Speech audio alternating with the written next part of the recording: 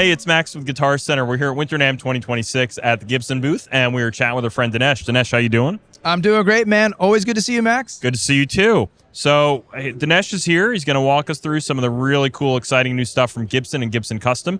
Dinesh, where should we start? You know what? Let's start actually right behind us. We're in ES land right now. Straight out of custom shop. Super exciting. We got the ES-330 reissues. Now, I'm holding the 59. There's a 62 behind us here. The 59 and the 62 both feature low underwound P90s. Dog ear style attached to the body there. Trapeze bridge. And what's cool about these guitars is they're super lightweight, all hollow.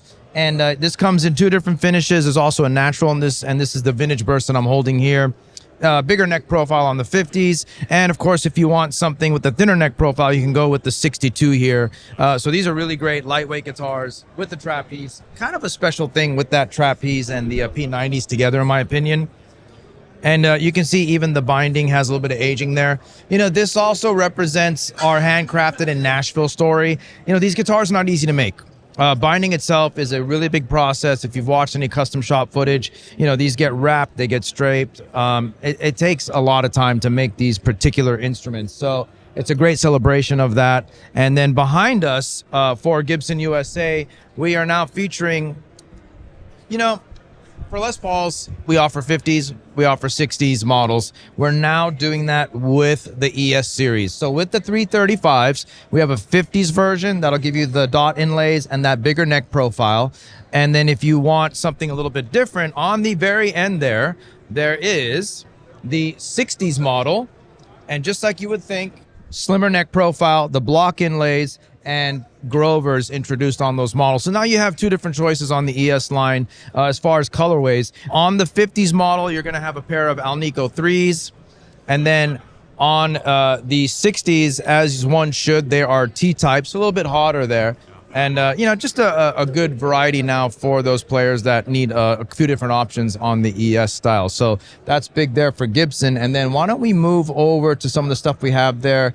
I'm a big fan of the Victory. I think it's really like a sleeper guitar.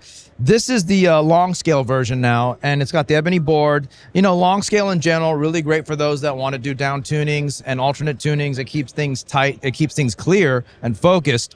And now we've got the Floyd Rose.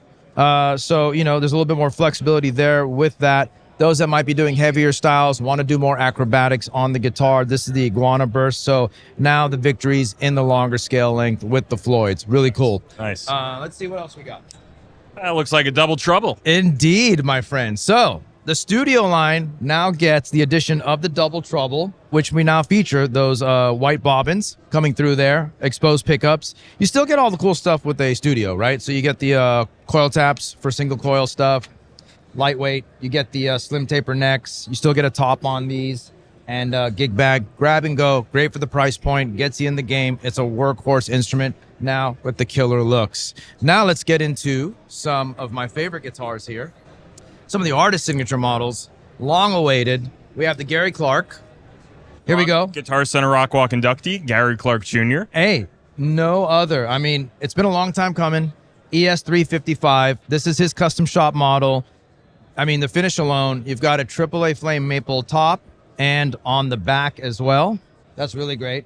Gary decided to go with custom buckers, and he put a Bigsby on this, B7 vibrato here, Veritone. So we get now multiple sounds out of one guitar. And ebony fretboard here. He chose a 50s C-shaped neck, and then you've got the Grover tuners. So a great collaboration with just someone that's breaking the ground in the blues scene, man. It's just great, you know? Now, I'd be remiss if I didn't point out, you can go on our YouTube channel. We've got a playlist just of Gary performing with the original guitar that this is based on. Yeah. So go check that out when you get a chance. Let's move down the line, shall we? Absolutely. One of the legendary instruments that you've seen out there in the wild, now officially done the right way. The Mick Ronson 68 Les Paul Custom Collector's Edition. This legendary guitar, as you know, the finish was ripped off on the front, so you get that natural on the front finish. Murphy Lab aging, so you see that checking throughout.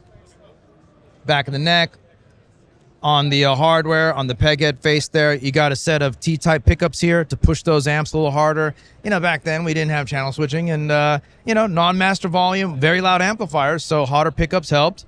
The mismatched knobs here, you got the witch hats, and then you've also got the gold reflectors. So it's really great to officially see this guitar in our collection now. Beautiful instrument. And Mike, on our article team, if you're watching, yes, you do want to buy this guitar, just as you thought you would. Mike, buy it now.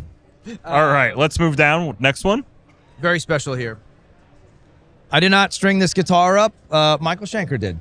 But this is one that he actually played. This is a prototype model of his 50 pieces only, limited edition. This is the 71 Flying V.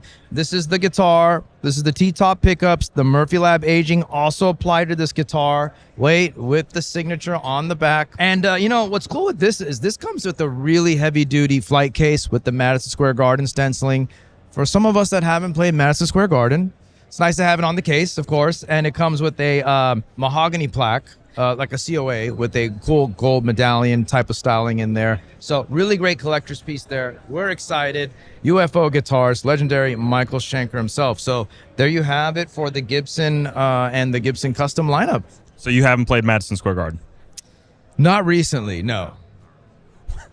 Well, Dinesh, thank you so much for your time today. Really appreciate going through the lineup. Absolutely.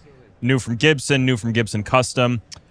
These are all going to be coming out hopefully pretty soon, yep. And certainly over the next few months. So if you want to learn more and get your orders in, keep an eye on guitarcenter.com. And for all the latest new from NAMM, stay tuned to our YouTube channel.